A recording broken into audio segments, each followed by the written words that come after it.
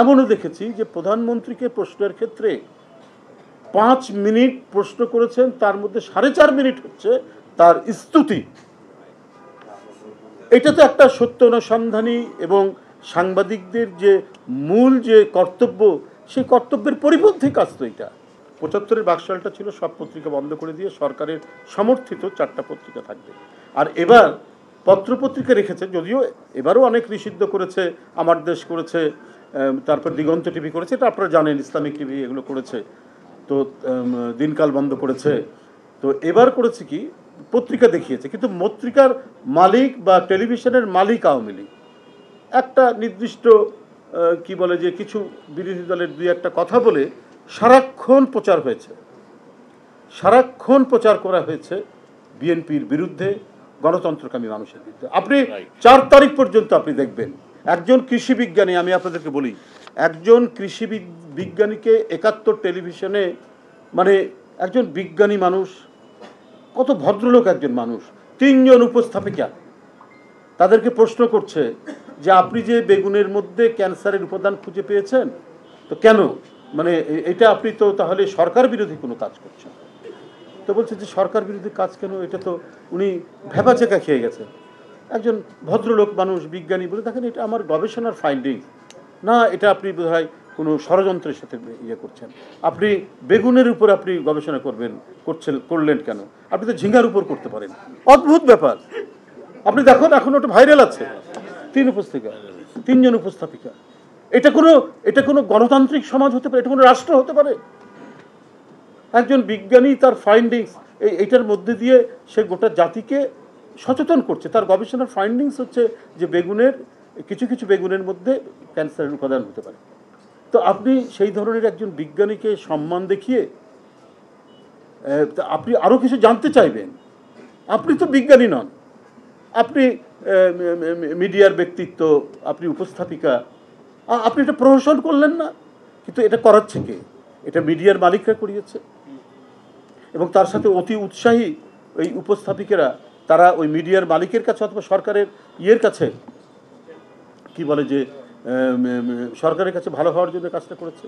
এমনও দেখছি, আমি তো সিনিয়র সাংবাদিকের কথা বললাম, নাম উল্লেখ করিনি, এমনও দেখেছি যে প্রধানমন্ত্রীকে প্রশ্নের ক্ষেত্রে 5 মিনিট প্রশ্ন করেছেন, তার মধ্যে 4.5 মিনিট হচ্ছে তার স্তুতি। এটা তো একটা সত্য অনুসন্ধানী এবং সাংবাদিকদের যে মূল যে কর্তব্য, সেই কর্তব্যের পরিপন্থী কাজ তো এটা। আপনার স্টেট কার্ড, তাকে প্রশ্ন করবেন না করে আপনি স্তুতি করছেন, এটা তো মিডিয়ার দায়িত্ব। স্তুতি করতে পারে তার পার্টির লোকজন। তো সুতরাং গণমাধ্যমের যে দায়িত্বশীলতা, সেই দায়িত্বশীলতা হচ্ছে যে আপনি, যেটা আমরা সবসময় বলি, সমাজের আয়না বলি, মিরর বলি, আমরা যাই বলি, কিন্তু আপনার বস্তুনিষ্ঠতা হচ্ছে গণমাধ্যমের মূল বৈশিষ্ট্য।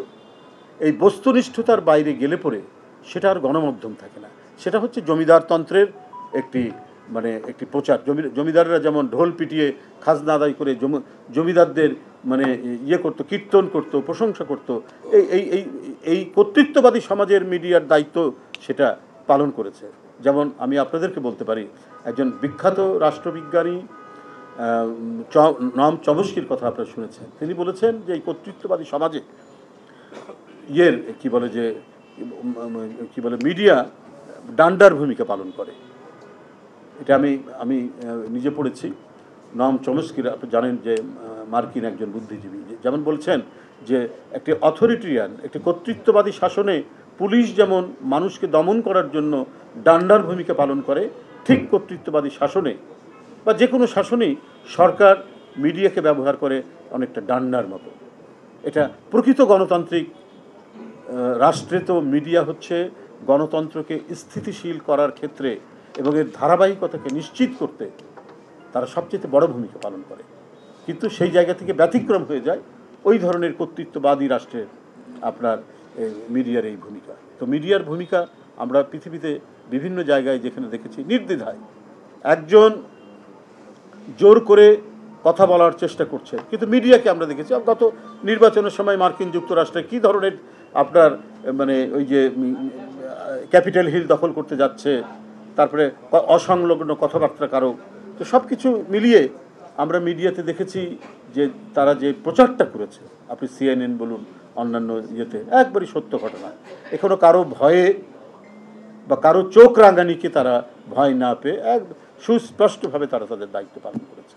তো আমি মনে করি আমাদের গণতন্ত্রকে স্বাবলম্বী করতে হলে, আমাদের রাষ্ট্রীয় গণতন্ত্রের বিকাশ করতে হলে একমাত্র উপাদান হচ্ছে স্বাধীন সংবাদপত্র। অবশ্যই সেই স্বাধীন সংবাদপত্র সৎ এবং বস্তুনিষ্ঠ সংবাদ পরিবেশন।